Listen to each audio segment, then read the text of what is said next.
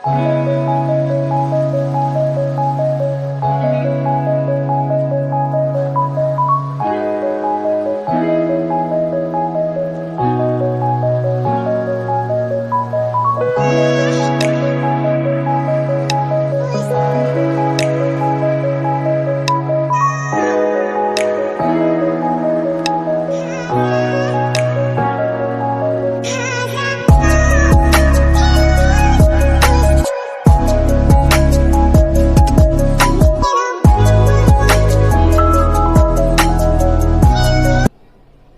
Students, हमने पिछली video के अंदर प्रतिबिंब यानी गोलीय दर्पण के सामने कोई भी बिंब रखते हैं, कोई वस्तु रखते हैं तो कहां पे प्रतिबिंब बनता है, उस प्रतिबिंब की स्थिति के बारे में पढ़ा था।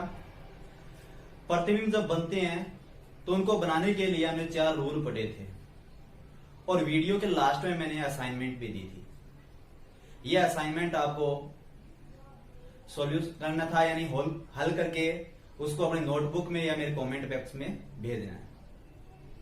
और पिछली वीडियो के अंदर हमने एक टॉपिक पढ़ा था जिसके अंदर क्या था, एक जब हमने स्केल लिया था, स्केल के ऊपर एक लाइन खींचकर एक सी पॉइंट मार्क किया, एक एफ पॉइंट मार्क किया और एक पी पॉइंट मार्क किया। इसके अंदर जो सी पॉइंट है वो वक्रता केंद्र है, एफ पॉइंट है वो फोकल लेंथ यानी फोकस मुख्य फोकस है और जो पी है वो पोल है, ध्रुव है। इनके अंदर जो आपके पास में सी व पी के मध्य एक त्रिज्या मानकर मैंने ये क्या किया था, दर्पण का निर्माण किया था। सीपी को वक्रता त्रिज्या मानकर मैंने क्या किया था, एक दर्पण का निर्माण किया था। ये जो रेडियस है इसे वक्रता त्रिज्या कहते हैं। ये जो वक्रता त्रिज्या होती है ये फोकस दूरी की दोगुनी होती है। आज की वीडियो के अंदर हम इस वक्रता त्रिज्या व फोकस दूरी के बीच में संबंध करेंगे। ये वास्तव में जो वक्रता त्रिज्या होती है वो फोकस दूरी की दोगुनी होती है नहीं होती, आज हम प्रूफ करेंगे आज की वीडियो के अंदर। तो आज हम अवतल दर्पण और उत्तल दर्पण इन दोनों के अंदर वक्रता त्रिज्या व फोकस दूरी के बीच में संबंध ज्ञात करेंगे। अब हम इसको प्रूफ करेंगे। तो आपके पास में क्वेश्चन बनता है इसका, सिद्ध कीजिए कि गोलीय दर्पण की वक्रता त्रिज्या कैपिटल आर और फोकस दूरी एफ, यानी इसका क्वेश्चन है कैसे, सिद्ध कीजिए गोलीय दर्पण की वक्रता त्रिज्या आर, फोकस दूरी स्मॉल एफ की दुगनी होती है। ये क्वेश्चन है, ऐसा क्वेश्चन आता है बोर्ड के अंदर। या फिर आपके पास में टॉपिक है गोलीय दर्पण की वक्रता त्रिज्या आर व फोकस दूरी एफ में संबंध ज्ञात कीजिए। तो आपके पास में गोलीय दर्पण होता है वो 2 प्रकार का होता है, एक होता है अवतल दर्पण और दूसरा क्या होता है, उत्तल दर्पण होता है। तो इसके लिए गोलीय दर्पण के लिए हमारे पास में ये जो गोलीय दर्पण है, गोलीय दर्पण के लिए सबसे पहले हम पढ़ेंगे अवतल दर्पण के बारे में। तो यानी गोलीय दर्पण 2 प्रकार के होते हैं, एक आपके पास में अवतल दर्पण के रूप में और दूसरा उत्तल दर्पण के रूप में। अब अवतल दर्पण के अंदर ही वक्रता त्रिज्या कैपिटल आर और फोकस दूरी होती है, उत्तल दर्पण के अंदर भी कैपिटल आर और मुख्य फोकस दूरी यानी स्मॉल एफ होती है। तो इन दोनों के बीच में दोनों दर्पणों के अंदर हम क्या करेंगे, संबंध ज्ञात करेंगे। तो सबसे पहले हम ज्ञात करते हैं अवतल दर्पण के लिए। अवतल दर्पण में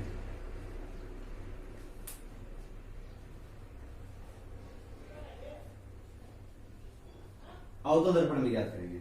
तो अवतल दर्पण में ज्ञात करने के लिए सबसे पहले हम बनाएंगे एक अवतल दर्पण जिसके ऊपरी हुए पृष्ठ पे हमने पॉलिश कर दिया था, अंदर धसा हुआ पृष्ठ है वो परावर्तक तल का कार्य कर रहा है। ये इसकी मुख्य अक्ष, ये इसकी मुख्य अक्ष हो गई, ये ध्रुव हो गया इसका। इस ध्रुव को मैंने P मान लिया। ये यहां से ये दूरी, ये बिंदु मैंने मुख्य फोकस बिंदु मान लिया, तो ये दूरी क्या हो गई आपके पास में, स्मॉल एफ हो गई। और ये बिंदु जितनी ये दूरी है उतनी दूरी ये है, तो यानी ये हमने पीछे पढ़ा भी है, ये इसको मैंने वक्रता केंद्र मान लिया। और ये दूरी है आपके पास में यहां से लेकर ये ध्रुव के बीच की दूरी है, ये मैंने मान ली वक्रता त्रिज्या कैपिटल आर। ये चीज है, ये इसकी मुख्य अक्ष, ये जो अक्ष आपके पास में वो है मुख्य अक्ष। अब हम इसको हल करेंगे। तो हल करने के लिए सबसे पहले मुख्य अक्ष के समांतर कोई रेखा है, किसी स्रोत से मुख्य अक्ष के समांतर कोई अक्ष आ रही है। ये मुख्य अक्ष के समांतर कोई अक्ष आ गई। गोलीय दर्पण के परावर्तक पृष्ठ पे टकराने के पश्चात ये मुख्य फोकस से गुजरती है। इस तरीके से मुख्य फोकस से गुजर जाएगी। ये मुख्य फोकस से गुजर गई, ये मुख्य फोकस से गुजर गई है। अब ये गुजर गई यहां से वक्रता केंद्र से गुजरने वाली कोई भी प्रकाश किरण है वो अभिलंब का कार्य करती है। तो यानी इसमें से एक प्रकाश किरण जाएगी वक्रता केंद्र में से और वो यहां पे इस बिंदु के ऊपर अभिलंब का कार्य करेगी। तो ये जो प्रकाश किरण है ये अभिलंब का काम कर रही है। यहां पे इसको मैं सही कर देता हूं थोड़ा। ये अभिलंब का काम करेगी, ये इस तरीके से बन गया आपके पास में बिंदु। अब इसको मैंने मान लिया कि ये ए बिंदु से निकल रही है। ए बिंदु से निकलने के बाद में एम बिंदु पे क्या हो रही है, आपतित हो रही है और एम बिंदु पे टकराकर ये एम एन दिशा के अंदर, यहां पे मैंने मान लिया ये कि एम एन दिशा है, यहां से क्या हो रही है, परावर्तित हो रही है। एन बिंदु मान लिया मैंने, यहां पे मान लिया एन बिंदु, ये डायरेक्शन मैंने मान ली, यहां से परावर्तित हो रही है। तो ये बिंदु मैंने एन मान लिया, ठीक है। ये सी एम है, ये अभिलंब। तो अब देखो आपके पास में ए एम है वो आपतित किरण है। आपतित किरण व अभिलंब के मध्य बनने वाला कोण क्या हो गया, आपतन कोण आई। ये एम एन है वो परावर्तित किरण जो मुख्य फोकस बिंदु से गुजर रही है और ये अभिलंब है सी एम। तो ये जो कोण हो गया वो क्या हो गया, स्मॉल आर हो गया, ठीक है। अब यहां पे देखो एक चीज, ए एम सी का एम सी पी या एफ मान लो, ये जो कोण है वो इस ए एम सी के बराबर हुआ। क्यों, क्योंकि ये एक एकांतर कोण है। तो ये आई कोण है, तो ये भी क्या हो गया आपके पास में आई कोण हो गया। ये जो एंगल है वो क्या हो गया, आई हो गया। अब आपके पास में देखो ए एम सी है वो एम सी एफ के बराबर हो गया और परावर्तन की घटना के अनुसार आपतन कोण होता है वो परावर्तन कोण के बराबर होता है। तो आपके पास में A M C C M F के बराबर यानी इस आर कोण के बराबर हो गया। अब इसको प्रूफ करेंगे। तो प्रूफ करने के लिए सबसे पहले देखो इसकी थ्योरी क्या आपके पास में, एक यहां से नाम दे दिया ओ क्यू। ओ क्यू एक अवतल दर्पण का परावर्तक पृष्ठ या द्वारक जिसकी मुख्य अक्ष ये है, इसके मुख्य फोकस एफ, वक्रता के अंदर सी, वक्रता त्रिज्या कैपिटल आर और फोकस दूरी स्मॉल एफ है। स्रोत से आने वाली या किसी बिंब से आने वाली एक आपतित प्रकाश किरण ए एम गोलीय दर्पण के परावर्तक पृष्ठ बिंदु एम पर आपतित होकर एम एन दिशा में परावर्तित हो जाती है। सी एम अभिलंब, ये तो इसकी थ्योरी होगी। यानी गोलीय दर्पण का परावर्तक या गोलीय दर्पण का द्वारक ओ क्यू है। ओ क्यू के किसी सामने किसी बिंब से आने वाली आपतित प्रकाश किरण ए एम गोलीय दर्पण के परावर्तक पृष्ठ के बिंदु एम पर आपतित होकर एम एन दिशा में परावर्तित हो रही है था सी एम अभिलंब। ये इसकी थ्योरी है। अब इसको हल करेंगे तो हल करने के लिए आपके पास में क्या जाएगा, सबसे पहले परावर्तन के नियम से यहां पे परावर्तन के नियम से, परावर्तन के नियम से क्या आपके पास में कोण आई है वो कोण आर के बराबर है। ये परावर्तन का नियम है आपके पास में कि आपतन कोण परावर्तन कोण के बराबर है। अब आपके पास में देखो यहां से कोण ए एम सी, कोण यहां पे लिख रहा हूं मैं कोण ए एम सी बराबर है कोण, ये आई कोण है वो आपके पास में सी एम एफ के बराबर है। सी एम एफ के बराबर हो गया, ये कंडीशन हो गई।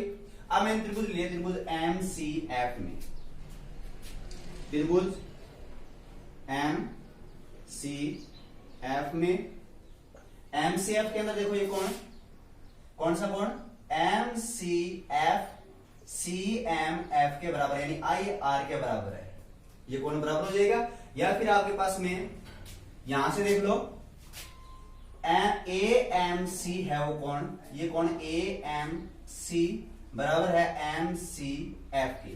तो एक बार इसको हल कर दो, कोण ए एम सी, कोण ए एम सी वो बराबर आपके पास में M C F, M C F, यहां पे लिखेंगे आपके पास में एकांतर कोण,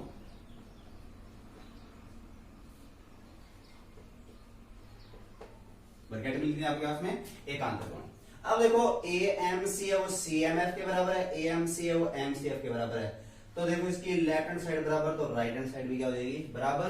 तो आपके पास में ये दो कोण हैं वो भी क्या हो जाएंगे बराबर। तो अब लेंगे त्रिभुज एम सी एफ में, त्रिभुज एम सी एफ में, एम सी एफ के अंदर क्या आ जाएगा एम सी एफ यानी एम सी एफ ये बराबर हो जाएगा सी एम एफ के बराबर हो जाएगा। एम सी एफ किसके बराबर हो जाएगा सी एम एफ के बराबर। तो यानी आपके पास में आ गया एम सी एफ बराबर सी एम एफ। देखो यहां से जब इनकी लेफ्ट हैंड साइड बराबर है तो राइट हैंड साइड भी क्या हो जाएगी बराबर हो जाएगी। तो ये कौन है वो इसके बराबर हो जाएगा। तो यहाँ पे ये बराबर हो गया और वरना ये भी है परावर्तनीय घटना है तो ये आपके पास में बराबर है। जब इस त्रिभुज के दो कोण बराबर हो तो इनकी संगत भुजाएं भी क्या होती है बराबर होती है। तो सी एफ है वो इस एम एफ के क्या हो जाएगी बराबर। तो अतः क्या देगा आपके पास में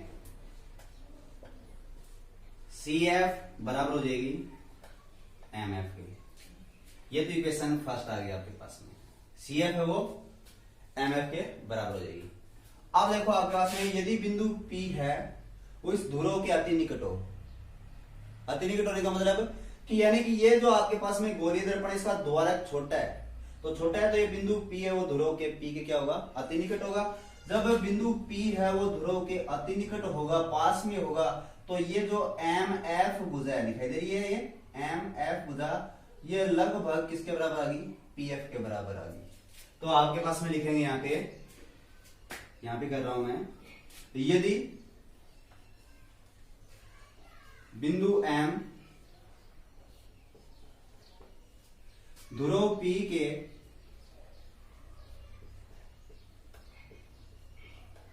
अति निकट हो तो क्या हो जाएगा ये बिंदु M है वो ध्रुव P के अति निकट हो तो आपके पास में एम एफ भुजा लगभग बराबर हो जाएगी किसके पी एफ। एम एफ भुजा वो किसके बराबर हो जाएगी पी एफ के बराबर हो जाएगी। अब पी एफ के बराबर हो जाएगी तो आपके पास में देखो ये यहां से पी सी भुजा पी सी किसके बराबर है C F plus P F के। तो आपके पास में अवतल दर्पण की वक्रता त्रिज्या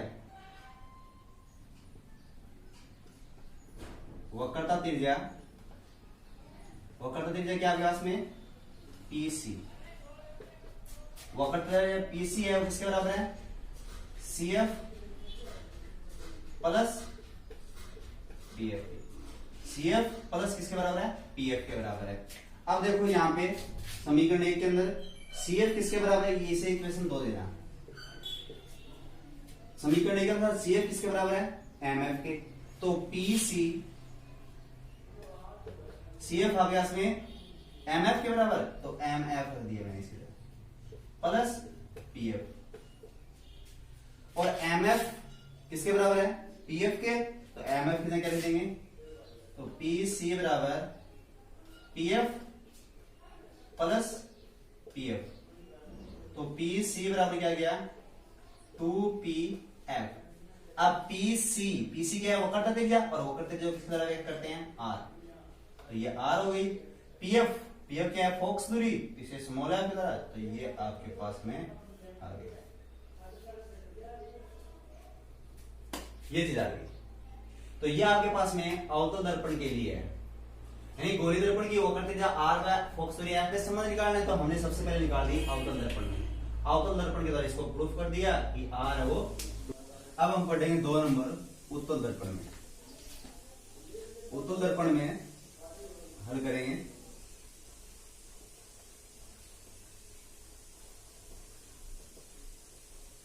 उत्तल दर्पण में हल करें तो सबसे पहले उत्तल दर्पण का डायग्राम बनाएंगे।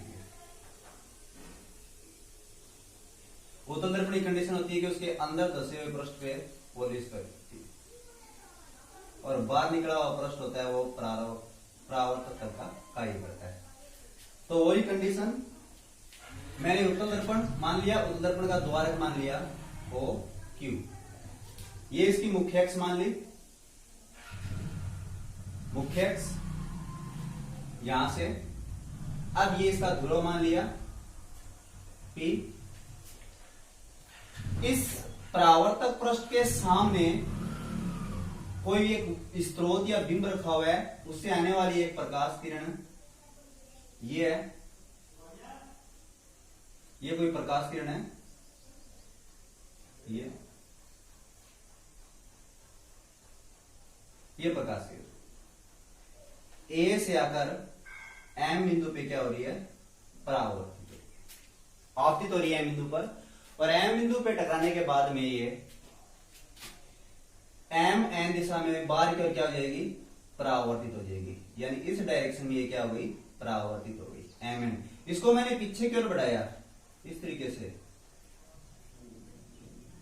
इसको मैंने पीछे की ओर बढ़ाया था, ये फोकस बिंदु से गुजरती हुई प्रतीत होगी, ये मुख्य फोकस बिंदु, और यहां पे ये मैंने सी मान लिया, वक्रता केंद्र मान लिया इसका। तो सी से गुजरने वाली कोई प्रकाश किरण, यानी सी के सापेक्ष आने वाली कोई प्रकाश किरण, ये कोई प्रकाश किरण है, ये इसके ऊपर गिर रही है, इसको मैंने पीछे की ओर बढ़ाया, दर्पण के पीछे बढ़ाया मैंने, ये कोई प्रकाश किरण है, इसको मैंने पीछे की ओर बढ़ाया, तो ये वक्रता केंद्र से गुजरती हुई प्रतीत होगी, ये गुजरती हुई प्रतीत होगी। तो ये आपके पास में है, मैंने मान लिया सी, कुछ और मान लिया, इसको नाम दे दिया मैंने, सी पी दिया हुआ आपके पास में, सी बी दे दिया। तो ये सी बी आपके पास में वो अभिलंब का काम कर रही है, सी बी जो अक्ष है वो क्या कर रही है, अभिलंब का काम कर रही है। तो ये आपतित किरण आपके पास में, और ये अभिलंब है, तो ये एंगल क्या हो जाएगा आपके पास में, आपतन कोण आई। ये परावर्तित किरण, क्योंकि यहां से टकराने के बाद परावर्तित होगी, ये अभिलंब, तो ये कोण क्या हो गया आपके पास में, परावर्तन कोण आर। अब देखो आगे पास में यहां पर ये एक अक्ष है एफ एन दिखाई दे रहा है आपको, और दूसरी ये है अभिलंब, तो यानी कि ये जो कोण है, ये कोण और ये कोण आपस में क्या हो जाएंगे, बराबर हो जाएंगे। ये आर है तो ये भी क्या हो गया, आर हो गया। क्यों, क्योंकि शीर्षाभिमुख आमने सामने के कोण है। दूसरा, इस किरण को मैंने पीछे की ओर बढ़ा दिया यहां से, तो ये दो समांतर किरणें, और दो समांतर किरणों को ये रेखा क्या कर रही है, ये बी सी जो अभिलंब आपके पास में, ये अभिलंब क्या कर रही है, प्रतिच्छेद कर रही है। तो ये जो आई कोण है, तो ये कोण भी क्या हो जाएगा आपके पास में, आई हो जाएगा, इसे बोलते हैं संगत। दो प्रतिच्छेदी रेखाओं को जब एक तिर्यक रेखा काटती है तो इनके संगत कोण होते हैं वो क्या होते हैं, बराबर होते हैं। तो ये आई कोण है, ये आई कोण भी क्या हो जाएंगे, आपस में बराबर हो जाएंगे। अब इसको हल करेंगे, तो हल करने के लिए वही चीज आपके पास में, सबसे पहले इसकी थ्योरी लिखे, यानी इसकी रचना जो हमने की है डायग्राम की, वो रचना करेंगे कि आपके पास में एक उत्तल दर्पण, ये आपके पास में उत्तल दर्पण है, ये उत्तल दर्पण माना एक उत्तल दर्पण जिसका द्वारक ओ क्यू,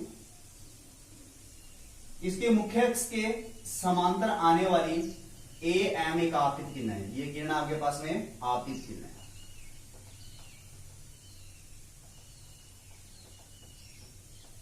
ये परावर्तित किरण,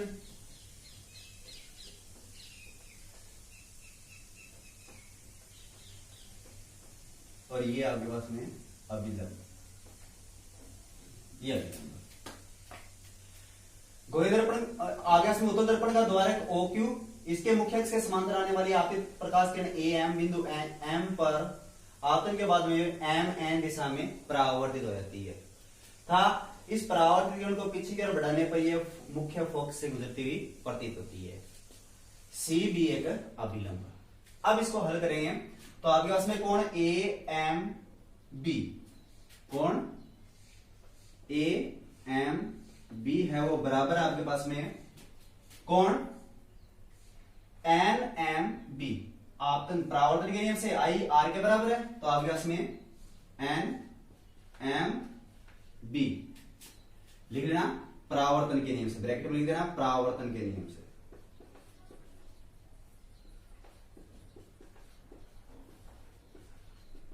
यह आ गया, अर्थात कोण I है वो कोण R के बराबर हो गया। अब कोण NMB है वो CMF के बराबर हो गया, यानी ये कोण और ये कोण क्या है, बराबर, यानी शीर्षाभिमुख कोण है, तो कोण NMB कोण, ये देखो आपके पास में CMF, ये कोण किसके बराबर है, NMB के बराबर है। तो कोण CMF किसके बराबर है, NMB के, NMB के, ब्रैकेट में लिखना शीर्षाभिमुख कोण, शीर्षाभिमुख कोण, ये चीज आ गई।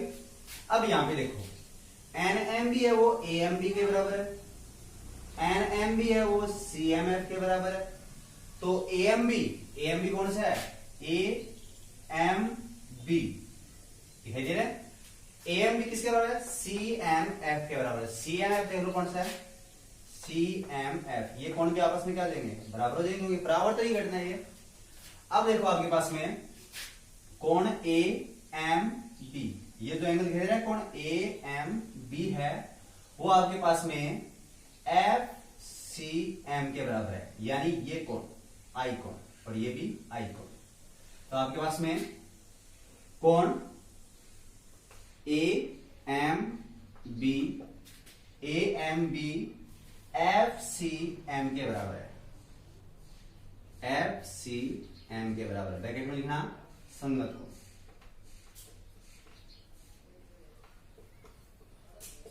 ये चीज आ गई।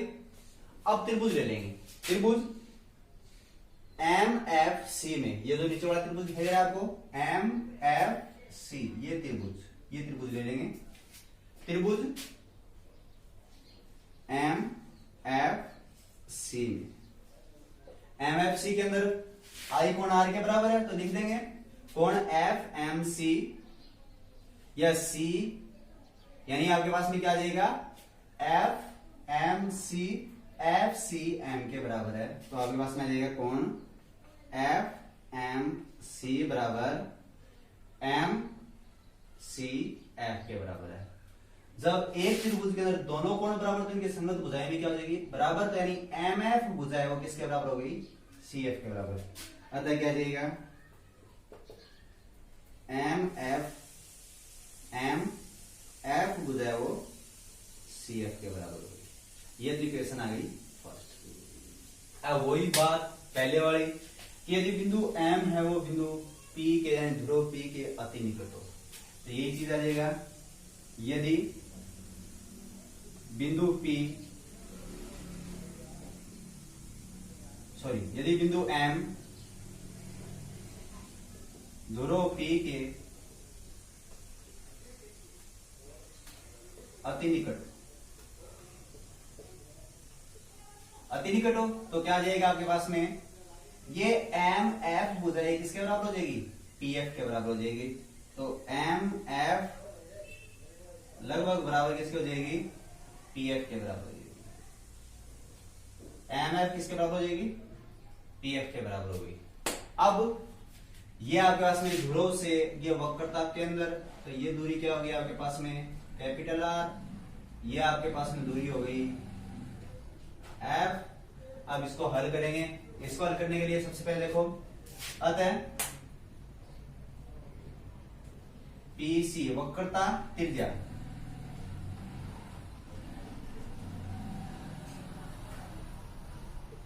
वक्रता त्रिज्या PC बराबर है आपके पास में PF प्लस CF,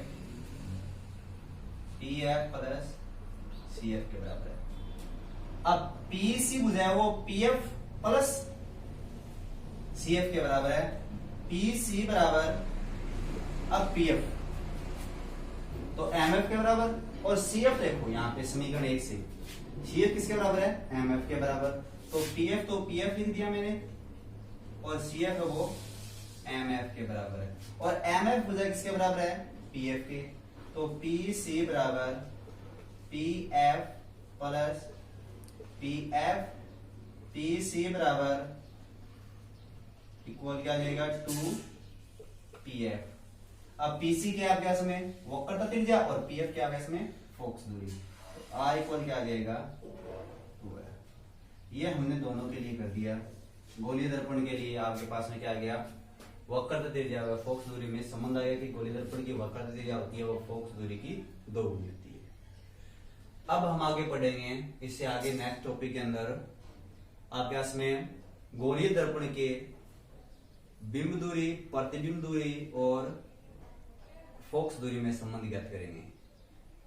तो आगे इसको इसके बाद में नेक्स्ट टॉपिक पढ़ेंगे। गोलीय दर्पण में बिंब दूरी u, प्रतिबिंब दूरी v व फोकस दूरी स्मॉल f में संबंध ज्ञात करेंगे।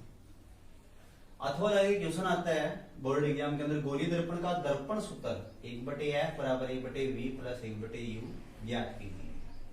अब बिंब दूरी, प्रतिबिंब दूरी और फोकस दूरी के मैंने आपको बता दिया कि दर्पण के सामने जो वस्तु रखी हुई होती है, गोलीय दर्पण होता है, गोलीय दर्पण के सामने जो वस्तु रखी होती है वो बिंब होता है, और बिंब से धुरों के बीच की दूरी, बिंब व धुरों के बीच की जो दूरी होती है, गोलीय दर्पण का जो ध्रुव होता है, बिंब व धुरों के बीच की जो दूरी होती है वो बिंब दूरी कहलाती है। जैसे मैं ये समझाऊंगा आपको कि ये आपके पास में अवतल दर्पण है, ये इसकी मुख्य अक्ष, ये इसका ध्रुव P, ये मैंने F, ये मैंने C मान लिया, और यहां पे कोई वस्तु रखी हुई है, ये भी मैंने कोई वस्तु मान ली। अब वक्रता के अंदर से इधर कोई वस्तु रखी हुई है तो उसका प्रतिबिंब कहां पे बनता है, यहां पे बनता है, इस तरीके से बनता है। अब गोलीय दर्पण ये आ गया, इसमें अवतल दर्पण मान लो, अवतल दर्पण के या बिंब है यानी वस्तु है, तो यानी बिंब व ध्रुव के जो बीच की दूरी होती है वो कहलाती है बिंब दूरी, इसे u द्वारा व्यक्त करते हैं। यह आपके पास में प्रतिबिंब, बिंब का प्रतिबिंब बन रहा है, ये उल्टा बनता है a डैश और b डैश के रूप में। तो ये क्या आपके पास में प्रतिबिंब है, तो ये प्रतिबिंब व ध्रुव के बीच की दूरी, ये जो दूरी है प्रतिबिंब व ध्रुव के बीच की दूरी प्रतिबिंब दूरी कहलाती है, इसे v द्वारा व्यक्त करते हैं। और ये आपके पास में मुख्य फोकस है, मुख्य फोकस व ध्रुव के बीच की जो दूरी होती है ये फोकस दूरी कहलाती है, स्मॉल f कहलाती है। तो हमें ये बिंब दूरी, प्रतिबिंब दूरी और फोकस दूरी के बीच में संबंध ज्ञात करना है। या फिर आपके पास में क्वेश्चन होता है गोलीय दर्पण का दर्पण सूत्र होता है 1/f बराबर 1/v प्लस 1/u, हमें इसे प्रूफ करना है। तो इस गोलीय दर्पण के दर्पण सूत्र को प्रूफ करने के लिए हमें सबसे पहले चिन्ह परिपाटी काम में लेनी होती है। चिन्ह परिपाटी का मतलब क्या होता है कि कोई गोलीय दर्पण है, गोलीय दर्पण के सामने बिंब रखा हुआ है यानी कोई वस्तु रखी हुई है, उसका प्रतिबिंब बन रहा है, तो यानी कि आपके पास में प्रतिबिंब और ये जो बिंब दूरी, प्रतिबिंब दूरी और फोकस दूरी है ये धनात्मक है या ऋणात्मक है, किस तरीके से प्रतिबिंब बन रहा है, उसका किस तरफ प्रतिबिंब बन रहा है, तो यानी कि इस तरीके की हम चिन्ह परिपाटी है वो काम में लेते हैं।